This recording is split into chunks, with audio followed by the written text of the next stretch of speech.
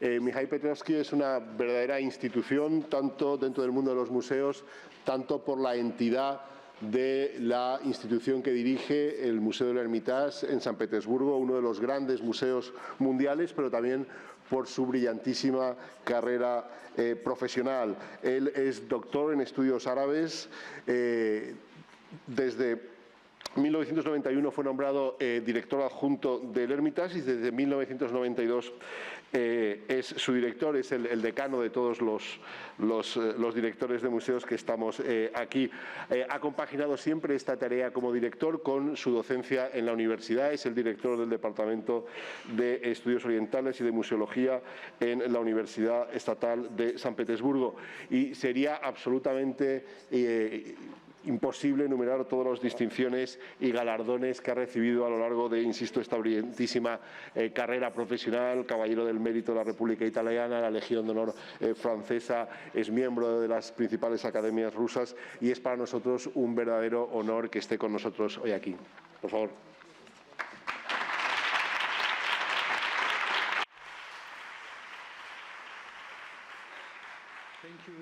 Muchas gracias y buenos días. Muy buenos días. Yo empecé esta mañana visitando la exposición de Fra Angelico y lo primero que veo es una obra del Hermitage, símbolo de las excelentes relaciones que nos unen.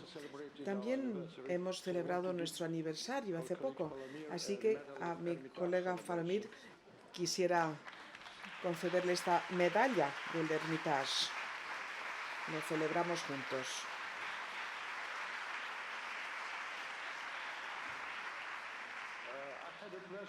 Tuve el placer de estar en el Prado hace ya muchos años. Hubo hace más de 25 años una reunión de directores de museos. En ese momento eran un director por museo. Ahora estamos todos los directores juntos, cosa que es maravillosa. Hablamos acerca de los distintos proyectos de los museos y tengo que decir que hemos conseguido muchos de los proyectos. El proyecto del Prado se ha conseguido. Aquí estamos, sentados en un lugar que ha sido construido después de esa reunión. En Hermitage también mantuvimos un proyecto que se llamaba el Gran Hermitage, también ha cuajado. Y les voy a recordar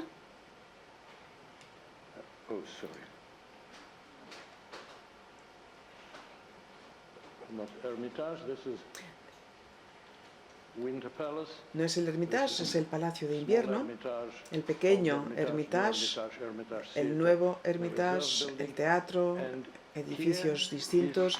Y aquí vemos la novedad, un edificio nuevo, una restauración. Todo esto, por supuesto, pertenece al Hermitage y esta columna que se coloca para conmemorar estos 25 años. Y aquí vemos obras del 19, 20 y 21. Son unos 250 salas nuevas, este espacio nuevo. Aquí cruzamos la calle, nosotros cruzamos la plaza. El Hermitage es un museo que presenta el arte de distintas formas. Aquí vemos el nuevo Hermitage, una nueva presentación. Es un palacio, un museo-palacio de Leo von Klenser. Aquí vemos la nueva sala Matisse en el edificio nuevo, que acabo de comentar. Y esto es algo que nos enorgullece. Son las reservas abiertas. 3 edificios. Aquí tenemos un espacio para el público. Un ejemplo de el almacén que cambiamos cada 5 meses de ropa. Tenemos lo mismo para carruajes, artes y artesanías. Me parece que es una buena receta. Todo tiene que ser asequible, pero de distintas formas. Así que este planteamiento, estos depósitos abiertos, pues es una alternativa. Contamos con satélites del museo también. Satélites, los llamamos satélites, los llamamos Sputniks, claro, somos rusos, porque Si vemos el Hermitage Ámsterdam, desde hace 15 años existe y cada 6 meses organizamos una exposición. Es una forma muy interesante para experimentar. Ya sabemos que los gustos holandeses, el diseño holandés es distinto, así que a veces estrenamos en Holanda, a veces estrenamos en el Hermitage en Moscú. En fin, es interesante. Este sistema, por supuesto, se puede cambiar porque los satélites no los podemos tener durante toda la vida. Pueden ser 7 años, 10 años, 15 años.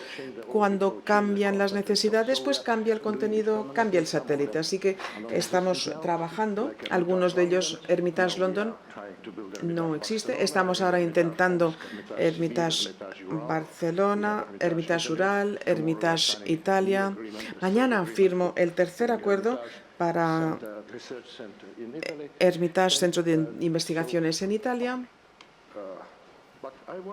Pero yo quisiera hoy hablar un poco más acerca del cometido, de la misión del museo. Sabemos que somos museos diseñados para coleccionar, almacenar, estudiar, mostrar al público la herencia, el legado culturales, el legado de nuestros distintos países. Educamos a los pueblos, educamos en el sentido del buen gusto en el arte. Y tenemos que tener muy presente la dignidad histórica. No es exactamente patriotismo, pero es importante. El museo ha sido importante antes, ahora es más importante que antes. Los museos son abiertos, son como Internet, abiertos al público. Todo el mundo puede tener una opinión, mantenerla, defenderla. Intentamos educar y son democráticos, muy democráticos, lo más democrático del mundo porque es para todos. En cualquier museo vamos a encontrar algo que va a satisfacer al niño, al anciano. Las personas que no saben mucho acerca del arte van a encontrar algo que les va a satisfacer. Va a gustar a todos los amantes de la buena vida. Así que es de tremenda importancia. Podemos intentar resolver algunos de los problemas del hoy. Podemos proponer algunas recetas. Uno de los problemas hoy es que el mundo del hoy es un mundo de odio, de irritación, de ira. Y en parte esto tiene que ver con la historia, por supuesto, y tiene que ver con la comprensión del legado cultural. Por todo el mundo vemos las guerras de la memoria histórica. Los conflictos se basan en historias, recuerdos de quién es la culpa de qué, quién tiró la piedra primero. Se da en todo el mundo y a veces estas conversaciones llevan a guerras reales. Lo hemos visto en los Balcanes, en el Cáucaso. A lo mejor vamos a ver más instancias, me temo que así va a ser. Y algo sí podemos hacer. Estas guerras de la memoria pueden también ser estudiadas por los museos. Podemos quizás evitar echar leña al fuego del conflicto, o podemos intentar aplacar esas llamas. ¿Y cómo aplacaríamos? Pues haciendo que se participe en el diálogo. Hay una cosa muy importante.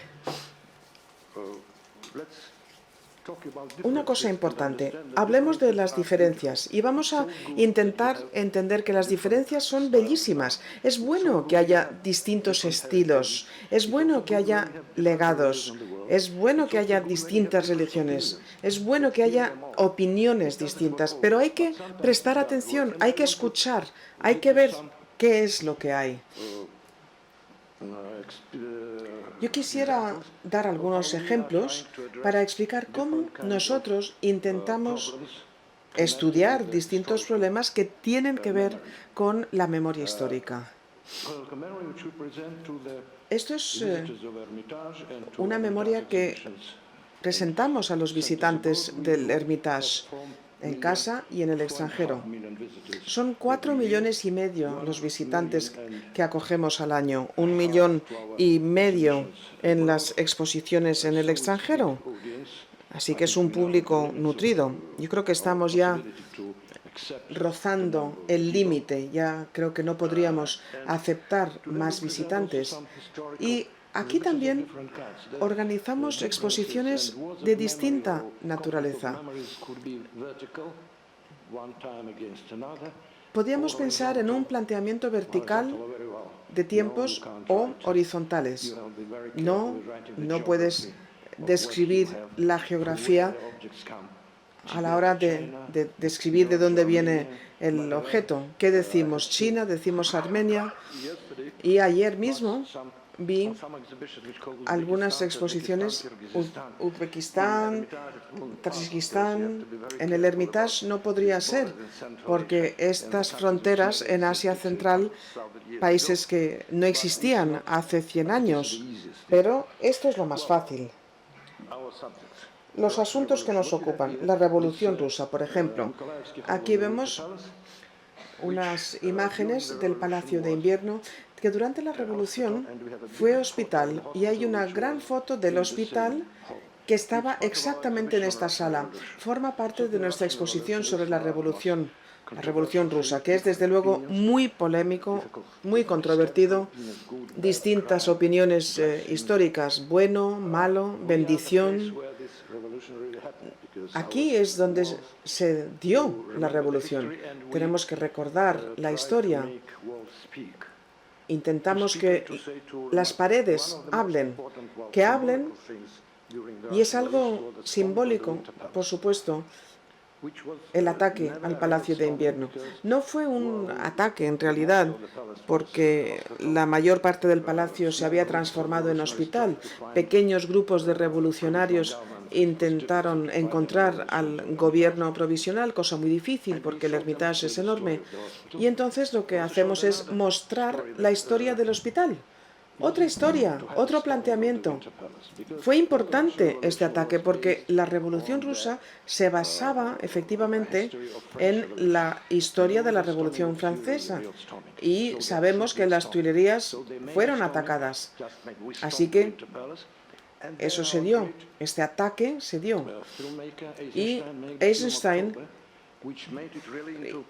dirigió la película Octubre, que habló acerca de esta toma por asalto. El arte, entonces, cambia la interpretación de la historia.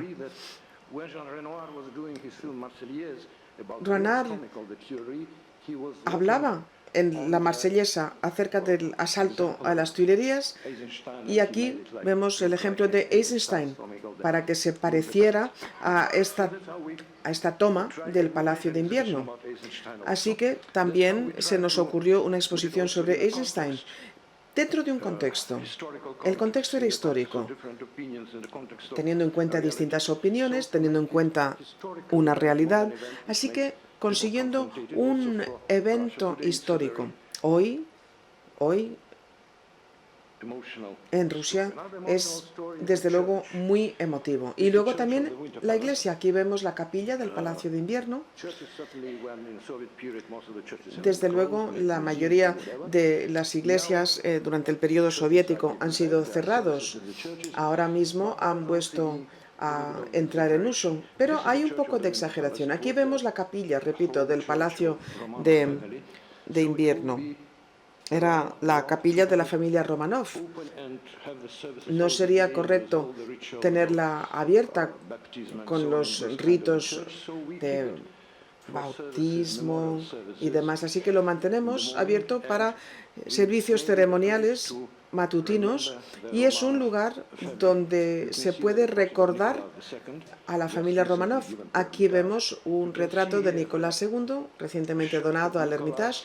Vemos una camisa, es la que llevaba cuando fue atacado en su visita oficial a Japón. Aquí vemos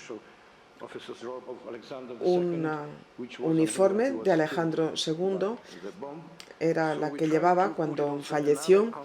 Así que lo contextualizamos, y aquí vemos otra historia Aquí vemos la toma de Leningrado, otra realidad o narrativa difícil, porque ¿cómo fue?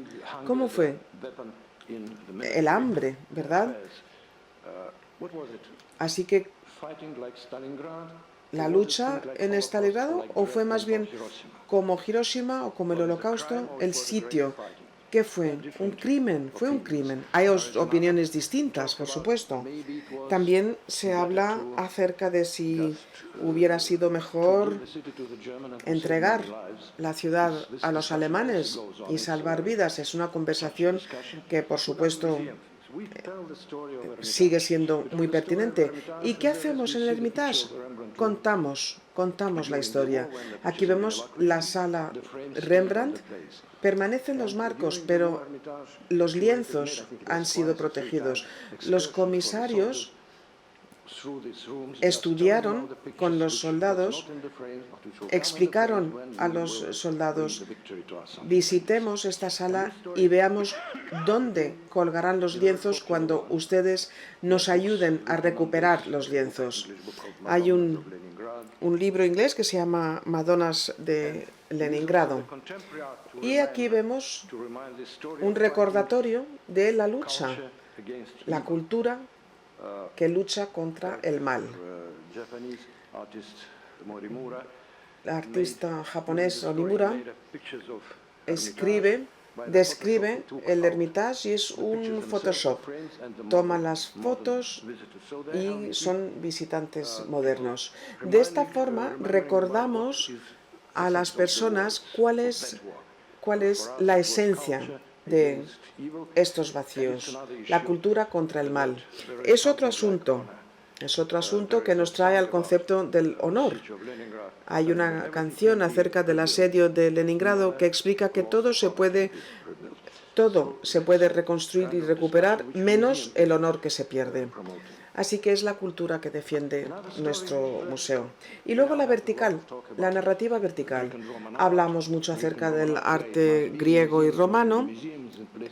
Tiene que estar o no en el museo, tiene que estar o no en el país de origen. Así que nosotros intentamos explicar cómo el arte grecorromano o griego y romano se transforma en la base misma de nuestra civilización. Ya sabemos que emana todo de aquí. Esto es un coros de la Acrópolis. En una presentación también aparece una representación. Ayer me encantó verlo, esta representación, y explicamos que lo que nosotros ahora consideramos arte fantástico es muy distinto al arte griega y romana reales. Así que cuando hablamos de los orígenes y qué le pertenece a quién, esto también lo tenemos que tener presente. Por ejemplo, este Piranesi recompuesto de antigüedades romanas tiene más que ver con nuestra interpretación del aspecto. Es blanco, es elegante, pero ¿cómo sería en realidad? Y luego contamos otra narrativa con el arte griego y romano. Si vemos, aquí aparece una pequeña cruz. Este arte fue destruido por los cristianos en su momento, los primeros cristianos, luego los iconoclastas también, y luego los protestantes también destruyeron porque les parecía que era excesivamente figurativo.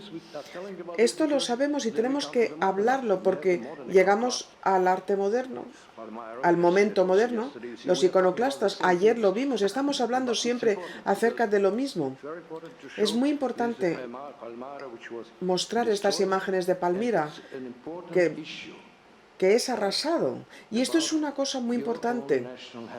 Tiene que ver con el legado nacional de cada cual. Es que el legado no le pertenece al país en el que esté, pertenece a la humanidad entera. Y por eso no tenemos derecho a destruirlo, aunque esté en nuestro país, aunque no nos guste. ISIS pensó que esto merecía ser destruido, así que nosotros tenemos que defender esta idea de que nos pertenece a todos. Aquí vemos un texto fantástico de Palmira que está en Hermitage y habla acerca de las costumbres y de la belleza de la ciudad de Palmira. Esto nos llega al Hermitage a principios del siglo XX y plantea otra interrogante, que es si esto y tantos otros objetos, si no estuvieran en los museos de Berlín, de París, de Londres, de San Petersburgo, hubieran sido destruidas, igual que lo hemos visto en el siglo XXI. Imaginemos, sería fantástico para algunos ver cómo se destruyen estos escritos paganos, ¿verdad? Es otra historia que tenemos que contar. Junto con una colección de arte del Medio Oriente, que nos habla acerca de la coexistencia de culturas, sobre todo en el este más cercano, en el Asia más cercana, vemos esta bellísima muestra del siglo XII. Lo vemos, es un estilo perfecto, sirio, con un escrito en árabe, pero son 12 figuras, representaciones dobles de santos, muy cristiano. No es de origen ortodoxo, cristiano ortodoxo. Y, por supuesto, la teoría en el Hermitage es que cuando hay distintas culturas que coexisten, si pensamos en las clases más acomodadas, se entienden más fácilmente que el estilo de vida, este mismo arte desarrollado y promovido.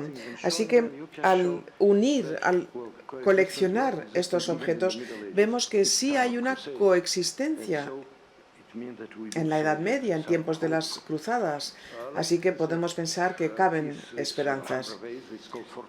Aquí vemos el vaso Fortuny, llega de España, de la colección de Fortuny y de otras colecciones nos llega al Hermitage y hay una conversación interesante. Tiene unas inscripciones en árabe, por eso yo creo que es de tiempos del Islam. Antes de la Reconquista, pero ahí está en la Edad Media europea, porque nos está hablando acerca de la coexistencia en España, nos está hablando de la cultura española. Yo insisto que tendría que estar en el departamento islamista. Mis colegas dicen que no, es claramente español. Soy el director, pero tengo que ser democrático. En fin, yo lo que hago es que lo muestro y pienso que cuenta una historia maravillosa. Aquí vemos algo que es muy delicado, no está en el Hermitage, está en el Kremlin. Es la corona de los zares. Esto es un tocado que se utiliza en situaciones de máxima importancia.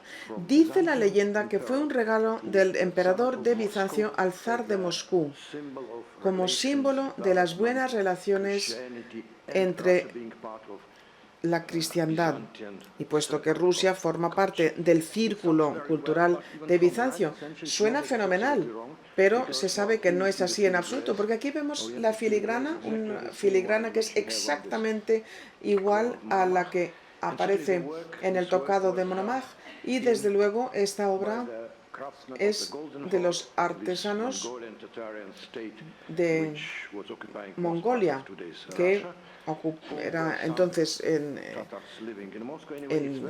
Rusia. Es muy orientalizante, es un símbolo de las relaciones para con Oriente.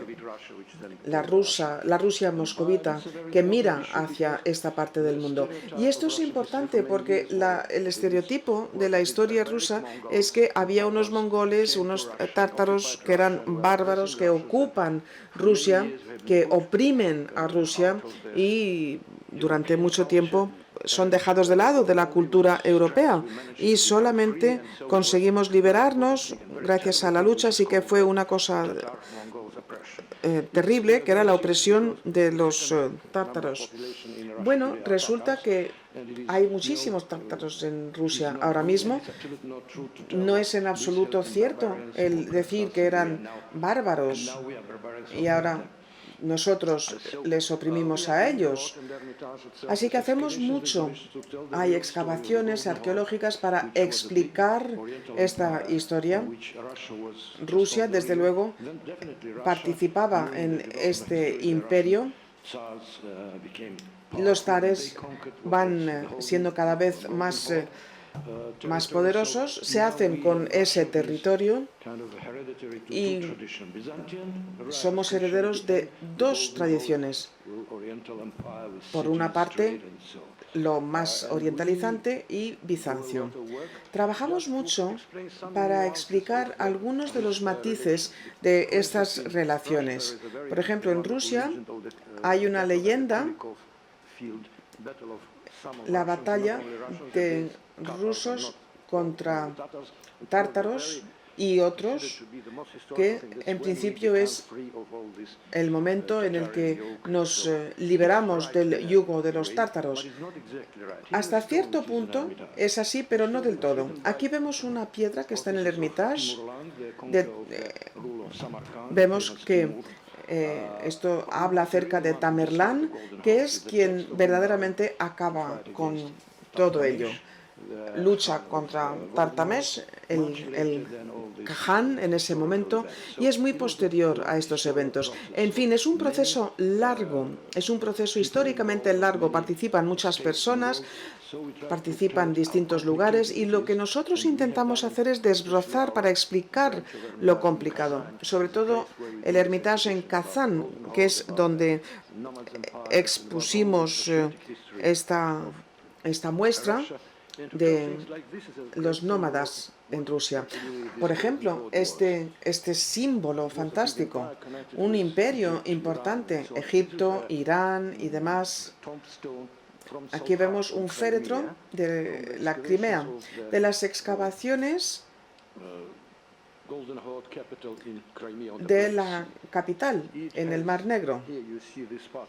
Aquí vemos esta parte, una lámpara, el símbolo del Islam, y al otro lado la cruz, símbolo de la cristiandad, y luego inscripciones en árabe que no tienen nada que ver con la religión, que hablan de cómo es verdaderamente un momento internacional.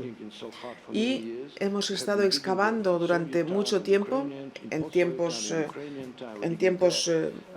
pasados, en tiempos actuales. Los museos son como puentes que intentan, aunque no lo consiguen siempre, pero intentamos los museos mantener vivas las relaciones. Vamos a ver otra reliquia. Esto es una reliquia.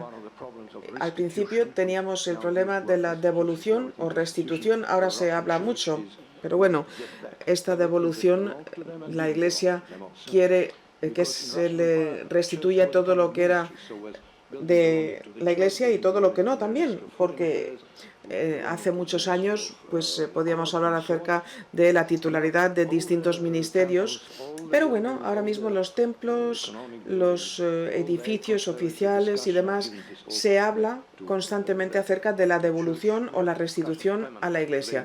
Hay conversaciones constantes. Esta mañana, por ejemplo, voy a tener que redactar otra carta para explicar la coexistencia. Se puede hacer y hay recetas. Esto tiene que ver con la Iglesia armenia. Es un relicario en Kilike, es de plata y oro. Estaba en un monasterio europeo, estaba en la colección de Vasilevsky, luego llega al Hermitage durante el reino de Alejandro III, y dentro estaban las reliquias de santos armenios, incluyendo a Gregorio Savarich, que es un santo principal en la Iglesia de Armenia. Estaba antes en el Palacio de Invierno. Después de la Revolución, el relicario no se mostró y las reliquias están en alguna parte en las mesas de los investigadores del Hermitage para que no se vieran. Bueno, llegó el momento y lo entregamos solemnemente a la Iglesia armenia con las reliquias. Bueno, pues ahora han copiado el relicario que ahora se utiliza para distintas celebraciones. El original es una obra maestra de la orfebrería, forma parte de la historia de Armenia y está en el museo como corresponde. Es una de las respuestas que nosotros planteamos. A veces ayuda, a veces no. Otra historia es la del conflicto vertical, el arte contemporáneo y el arte clásico. Ayer también oímos hablar acerca de esta división. ¿Dividimos o no a los museos clásico, contemporáneo? Sabemos que a veces el arte contemporáneo se convierte en arte clásico, así que tenemos que pasar cosas de una sala a la otra. Por ejemplo, del Reina Sofía al Prado, pues está muy bien. Es esta idea de que el arte contemporáneo es distinto, tiene que ser distinto, necesita un museo especial, necesita un idioma especial. Vamos a no tocarlo, vamos a no tocarlo. Bueno, pues también es importante en Rusia, pero en Rusia esperamos que surja algo como un MoMA, ¿no? Un Museo del Arte Moderno. No está pasando. Los grandes museos en Rusia ahora empiezan a plantearse el arte contemporáneo, a mostrarlo, a protegerlo. Y por cierto, ayer mandé una carta, se tomaba una decisión en el Ministerio de Cultura, una gran institución establecida hace pocos años para fomentar el arte contemporáneo en Rusia y ahora forma parte del Museo Pushkin en Moscú. Y eso está bien, porque el arte contemporáneo pues no está muy en boga ahora mismo. Así que está muy bien que quede bajo el paraguas, la protección de un gran museo. Estos centros existen en distintas regiones, así que es muy importante mantenerlo así. Pero tiene que ver con cómo se presenta. Aquí vemos una escultura de Jan Faber y vemos la obra de Schneider. Jan Faber recibe un espacio para conseguir este diálogo entre la colección flamenca del Hermitage y su obra. Fue muy polémico. La gente no escribe a los periódicos, no escribe en las redes sociales, no, escribe directamente al fiscal. Así que tuvimos que ver, con la ayuda, por cierto, de las redes sociales, ver cómo hacer. Lo que intentamos hacer es conseguir un diálogo, explicamos, para explicar que hay un arte contemporáneo, pero el arte es arte desde el principio, igual que se explicó ayer en el caso del Metropolitan. Nosotros nos encargamos de proyectos y pensamos qué podemos hacer para conseguir esta colección. Esta es una muestra entonces de lo que se consigue con Jan Faber.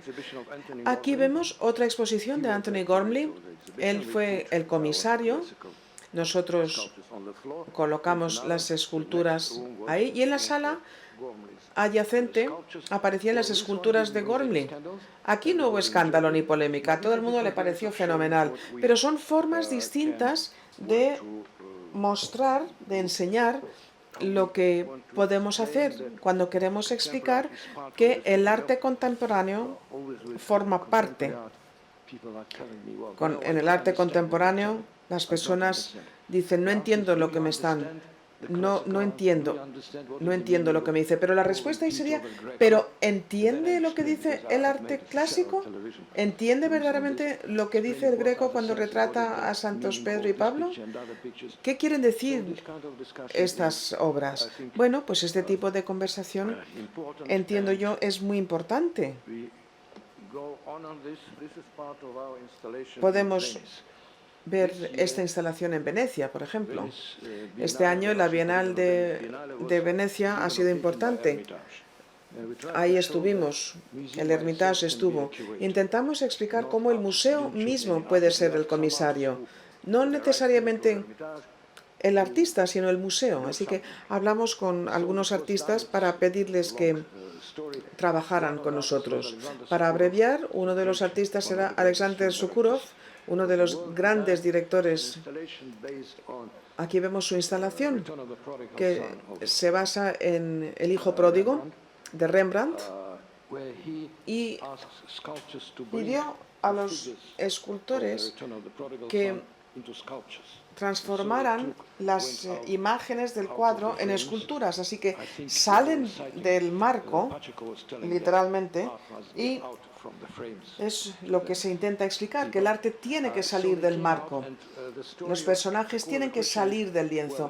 La pregunta entonces es, bueno, pues está el hijo pródigo, sabemos que hablamos acerca de la compasión, todo fenomenal, pero ¿qué va a pasar cuando este hijo pródigo, tras los abrazos del padre, qué va a pasar? ¿Qué va a hacer? ¿Qué va a hacer? A lo mejor va a decir al primogénito que le dé más dinero de la heredad, porque sabemos lo que pasa, ¿verdad? Estas grandes pantallas nos muestran lo que está sucediendo en Oriente Medio. Una especie como de Torre de Babel, con una lucha terrible. Vemos lo que está pasando en Siria y en el norte de Irak, para explicar que ni siquiera la compasión va a salvar al mundo. Hay ríos de sangre que nos rodean, así que el museo y el arte contemporáneo, en función de este arte clásica, nos va a tener que recordar cuáles son aquellas cosas que pueden suceder. Y yo creo que es otro cometido, además, los museos intentando enseñar a las personas no a comportarse, pero sí diciendo, bueno, pues el arte contemporáneo nos da que pensar hoy día. Otra narrativa de lo vertical, la atribución. Aquí vemos dos imágenes, la Madonna Benita y la Madonna Benoit. La Madonna Benoit está ahora mismo en instalación en el Museo de Perugia, porque en el Hermitage hacemos las cosas un poco de forma distinta. Aquí Leonardo, bueno, pues todo el mundo aspira a acumular a Leonardos. Nosotros no. Nosotros somos grandes amantes del arte italiano y por eso compartimos con Italia. Y tiene que ver con la autoría. Las cosas son de Leonardo o no son de Leonardo, depende del año, y tenemos que plantearnos la pregunta, ¿es tan importante el nombre? Y en términos prácticos, en Londres hace poco mostramos esta Flora de Melzi recién restaurada, ¿no? Una obra muy bonita.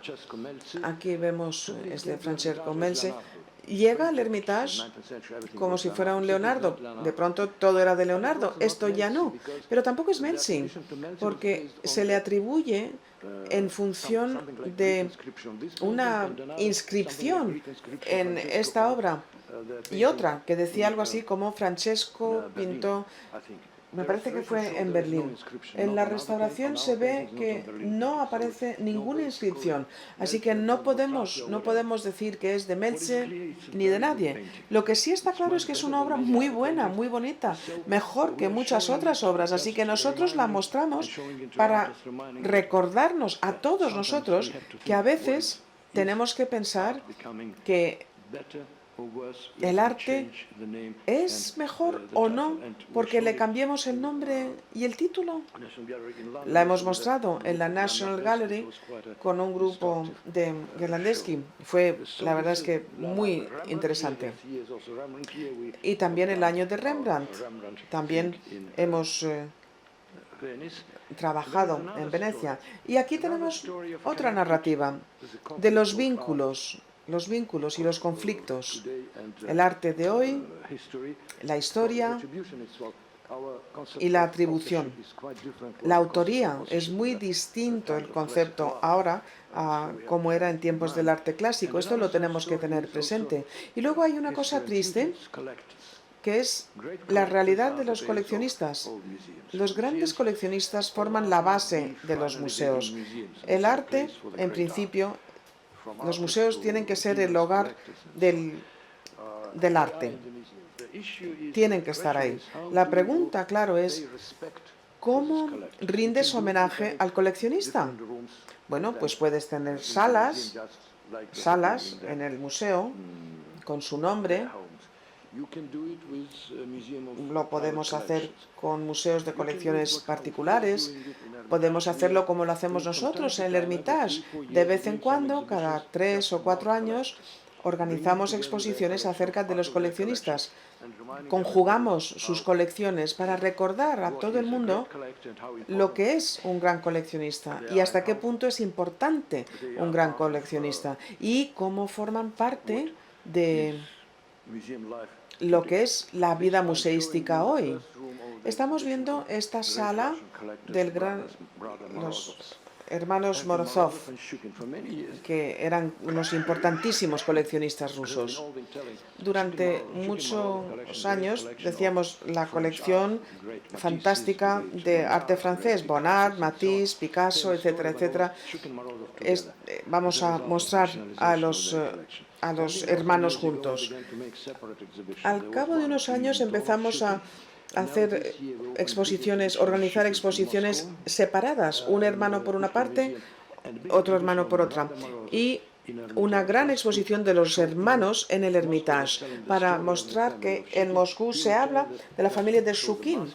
Él mostraba las obras maestras y la decisión tomada por estos hermanos. Mikhail Morozov era uno de ellos, que no vivió mucho tiempo, pero él empezó una gran colección y él fue el primero en traer a Gauguin y a Van Gogh a Rusia. Aquí vemos el Van Gogh que él trajo a Rusia, el principio de una revolución estética. Y luego está Iván Morozov. Aquí vemos los retratos de Valentín Sirov. Está sentado y detrás tiene este Matisse, este bodegón de Matisse, que está dispuesto justo a su lado en esta misma pared. Iván Morozov era coleccionista de Matisses. La colección Shukin es la mejor del mundo. A Morozov le gustaba más Bonnard y su fantástica colección de Bonnard. Yo creo que para el siglo XXI va a ser más importante Bonnard que Matisse. Eso creo yo. Ya el tiempo lo dirá. Esto intentamos explicar con esta exposición, pero no son los únicos. Hemos abierto ahora en el Hermitage otra colección de la familia Stroganov, una conocidísima familia, conocidísimos por el bœuf Stroganov, pero bueno, han sido muy importantes en Siberia, en los Urales, son grandes coleccionistas y de tal forma que cuando hablamos de Stroganov, pues sabemos que hay otro Stroganov, el presidente de la Academia del Arte, pero bueno, ha habido otros muchos Stroganov muy importantes, amantes del arte, por ejemplo, italiano. No hay muchos que sean tan generosos. Él donó parte de su colección al Hermitage. También su colección acabó en el Hermitage y estas obras son absolutamente una revelación para el público. Así conocemos a la persona y comprendemos lo importante que ha sido para el Hermitage. Otra historia interesante es la exposición de Max Ernst, una pequeña colección que llega a París, se presenta en Alain Manoukian, en el taller. Ahí permanece durante años y se acaba de exponer en Inglaterra. Durante muchos años la colección no sufrió variación alguna y dentro de 3 meses inauguramos otra exposición con el Louvre de Marquis Campana, también una fantástica colección de arte griega y romana o grecorromana tras la detención del marqués, y se divide la colección entre el Louvre y el Hermitage. El Hermitage consigue buenas obras, en fin, las grandes obras están en Italia, pero bueno, se muestra en el Louvre, luego va a venir al Hermitage, luego va a ir a Italia, y todo ello tiene que ver con la división de las colecciones. La colección de Schuken y la Marosov, ambas fueron divididas entre el Pushkin y el Hermitage, y esto pues evitó que fueran destruidas o vendidas. Así que contamos todas estas historias porque todo ello hace que las colecciones se vean como muy dinámicas, yendo de un lugar a otro. Son problemas, son conflictos que sí que existen y tenemos que pensar en cuál va a ser el futuro de las colecciones. Queremos mostrarlo porque la historia del arte es una historia completísima. Incluye la historia forma parte de la historia. Hoy se ve como bueno, en otro momento se ve como algo malo. En fin, las guerras de la memoria histórica son terribles y se pueden de alguna forma ayudar a superar hablando. El hablar es muy importante. Hablar mucho consigue muchos resultados. La diplomacia es esencial, porque además así comprendemos que la cultura goza de derechos. Acabamos ya. Aquí vemos este edificio, el arco forma parte del Hermitage y es un lugar además donde podemos pensar en la importancia de la historia. Es una plaza enorme que no es nuestra del todo. En parte es del Hermitage, pero en parte no. Y hay una lucha. En términos históricos, es un lugar que se ha utilizado para muestras militares, actividades deportivas. Es un poquito como para los flash mob, ¿verdad? Así que hay una diferencia de opiniones. Nosotros y otras empresas quieren aprovechar este espacio para conciertos, para reuniones. En fin, nosotros a veces pues ganamos, otras veces no. Pero bueno, el resultado es el siguiente. Haremos lo que tengamos que hacer porque es algo importante para los museos. Tenemos que salir del museo, tenemos que atraer, pero fuera del entorno museístico, nuestras ideas, nuestro buen gusto, nuestro conocimiento histórico, llevándolo a la calle, llevándolo a las plazas. Esto es lo que intentamos hacer. Tenemos unos colegas que trabajan en lo que llamamos el foro del Hermitage, montándose exposiciones que tienen un mayor sentido social para llegar a aquellas personas que no pueden entrar en el edificio, pero pueden visitar la plaza, porque tenemos que basarnos en este principio. Yo digo que los museos son mejores que el mundo que les rodea. La economía, la política es mejor. Los visitantes, las personas se sienten mejor dentro del museo que fuera de él. En fin, este es nuestro museo que lucha contra el odio que tantas veces aflora en el mundo. Muchísimas gracias. Muchas gracias.